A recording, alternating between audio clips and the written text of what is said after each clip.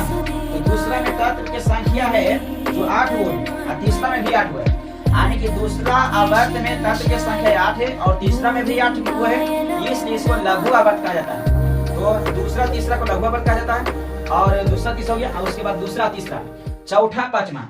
तो चौथा पांचवा यानी कि चौथा के बाद यानी कि चौथा तथा चौथा के बाद यानी कि सभी आवर्त कहा जाता है दीर्घ आवर्त कहा जाता है। फिर सुनिए, चौथा आवर्त चाहे चौथा के बाद यानी कि चौथा को लेके बाकी सभी कहा जाता है दीर्घ आवर्त में रखा गया है।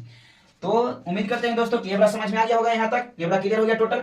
उसके बाद जानते हैं कि ये वाला थोड़ा सा कर लेंगे, उसके बाद हम ट्रिक को देख लेते हैं, ध्यान से देखिएगा। उसके बाद हम ट्रिक को देखते हैं इसको कर लेते हैं, उसके बाद उधर बाद में करेंगे। तो पहले हम ट्रिक को देख लेंगे, ध्यान देखिए। तो आधुनिक आवर्त में टोटल 118 तत्व है, 118 तत्व है। उसके बाद प्रकृति में पाए जाने वाले तत्व की संख्या 94 चेहरा में कोनो किताब में 92 देता है, कहीं पर 94 देता है, इसको दोनों याद रख लेना है। यानी कि प्रकृति में पाए जाने वाले तत्व की संख्या जो 94 चाहे 92 आपको याद रखना है। उसके बाद प्रयोगशाला में बनाया जाता है, प्रयोगशाला मतलब कृत्रिम सुपरजन के मानव द्वारा बनाया गया तत्व की संख्या है जो 24 है, इसको लगभग 24 को हो जाता है। उसके बाद धातु, इसमें धातु तत्व की संख्या 91, कहीं कहीं 92 भी देता है। तो धातु तत्व की संख्या होता है जो 91 होता है।